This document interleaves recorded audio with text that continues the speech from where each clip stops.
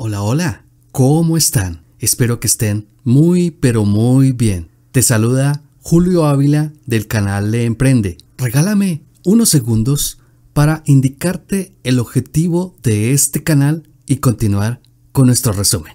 Nuestro objetivo principal es incentivarte a leer. Y si te interesa una obra a la que nos referimos, te contactes con el escritor en sus redes sociales, en su página, en su editorial, ya que ellos son los que están detrás de esta creación, o te acerques a tu librería más cercana de tu confianza y lo puedas adquirir de manera original para respetar los derechos de autor. Ahora sí, continuemos. Hola, hoy te traemos, resumen una parte del libro En la corte de Ronnie, de John le Carré, que su fecha de publicación fue el 1 de enero del año 2008, que cuenta con 103 páginas, de la editorial de bolsillo. Escritor, David John Moore Cornwell, más conocido por su seudónimo John le Carré, fue un novelista británico especializado en relatos de suspense y espionaje ambientados en la época de la Guerra Fría. Comencemos. Sobre el nacer y otras aventuras. Pero allí nací yo, o eso insiste en afirmar mi imaginación, y más aún, nací en el desván, entre las pilas de cajas marrones que mi padre acarreaba siempre en sus huidas. Cuando llevé a cabo mi primera inspección clandestina de esas cajas poco antes de mi padre siempre mostró cierta inclinación por los artículos raros con tal que estuviesen racionados o fuesen difíciles de conseguir, como los naranjas de plástico que se rompían después de la primera naranja.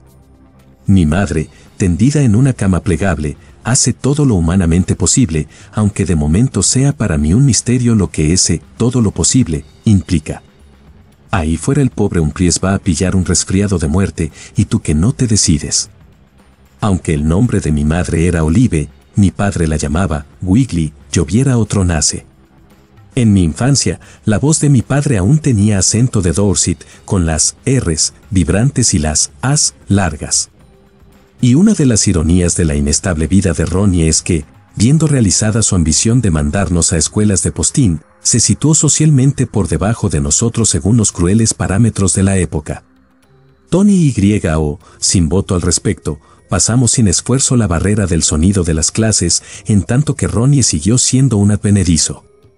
En los niveles más humildes de la vida, es cierto, existe un prototipo de Ronnie cada 2 calles y en todas las capitales de condado.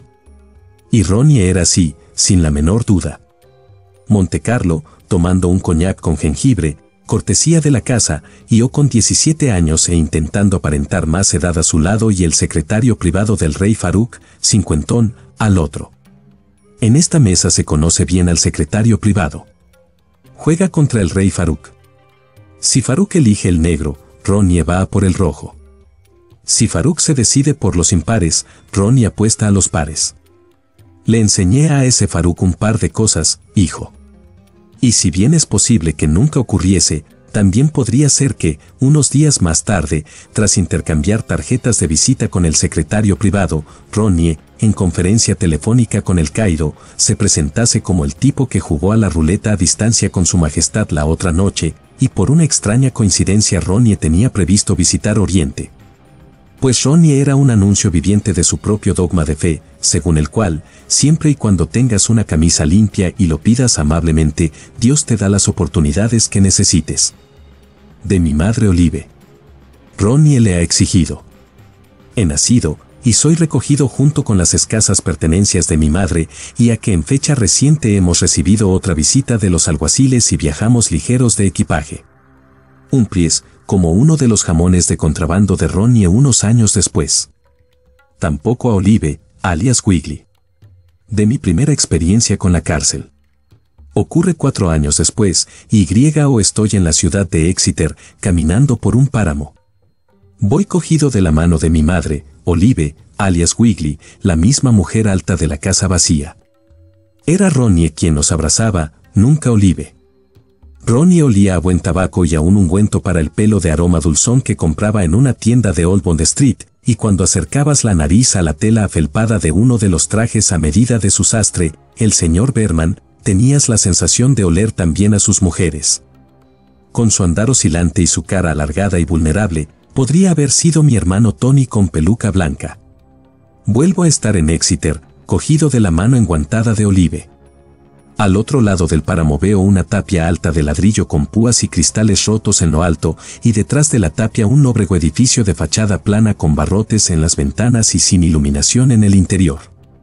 Y en una de esas ventanas con barrotes, presentando exactamente el mismo aspecto que el preso del Monopoly cuando caes en la cárcel, cuando caes directamente en la cárcel, sin pasar por la salida ni recoger 200 libras, se ve a mi padre de hombros hacia arriba. Al igual que el hombre del Monopoly, se aferra a los barrotes con 2 manos enormes. Las mujeres siempre le decían que tenía unas manos preciosas y él andaba arreglándoselas continuamente con un cortaúñas que llevaba en el bolsillo de la chaqueta. Tiene la frente ancha y blanca apoyada contra los barrotes, entre las manos. Estaba tan orgulloso de su cabeza como de sus manos, según Olive, y poco después de su boda la cedió por 50 libras a la ciencia médica, el dinero por adelantado y la mercancía con fecha de entrega en el día de su muerte. Matarlo fue una de mis primeras preocupaciones y me ha acompañado de manera intermitente incluso después de su muerte. De la mano de Olive vuelvo al coche muy satisfecho de mí mismo. Al fin y al cabo, no todos los niños pequeños tienen a su madre para sí solos y a su padre en una jaula. Pero según mi padre nada de esto ocurrió. De acuerdo, concedió, cumplió una breve condena en Exeter, pero pasó la mayor parte del tiempo en las cárceles de Winchester y los Crabs. Yo lo vi en aquella ventana y también lo veo allí ahora, aferrado a los barrotes, su amplio pecho enfundado en el uniforme a rayas de preso que uno ve en los mejores cómics. Y sé que yo tenía 4 años cuando lo vi porque un año después él andaba suelto otra vez, y unas semanas o meses después de eso mi madre se escapó una noche llevándose una buena maleta blanca de piel de Jerez, con forro de seda, que encontré en su casa cuando murió. En sus mentes ambos cumplían condena con Ronnie. Estaba allí todavía por una primera sentencia cuando lo acusaron de nuevos cargos y le cayó una segunda. Señor Cornwell, su padre es uno de los mejores hombres que he conocido. Incluso en prisión, Ronnie se granjea la voluntad de su carcelero pensando en el futuro. Me anuncia que Ronnie está en la cárcel y me pregunta si estoy dispuesto a pagarle la fianza. Ronnie debe de estar en mala racha. Pregunté a mis 2 tías supervivientes. Quieren a Ronnie y prefieren no pensar más allá de su amor.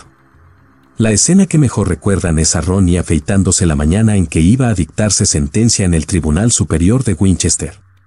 Tenía 20 y tantos años, no más, y el día anterior se había empeñado en defenderse él mismo desde el estrado y estaba convencido de que esa noche quedaría en libertad.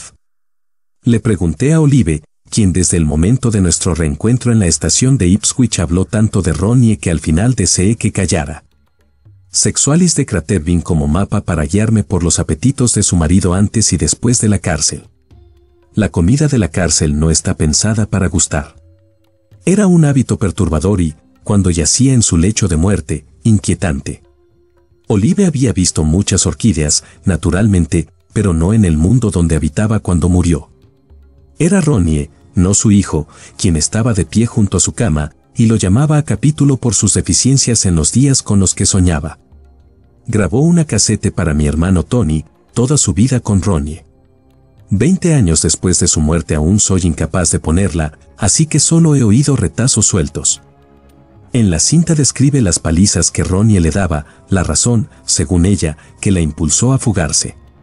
Y cuando yo era un adulto, Ronnie intentó demandarme, lo cual es, supongo, violencia camuflada. Había visto por televisión un documental sobre mi vida y decidió que existía una calumnia implícita en el hecho de que yo no mencionara que se lo debía todo a él. Hasta acá, resumen de este excelente libro. Muchas gracias.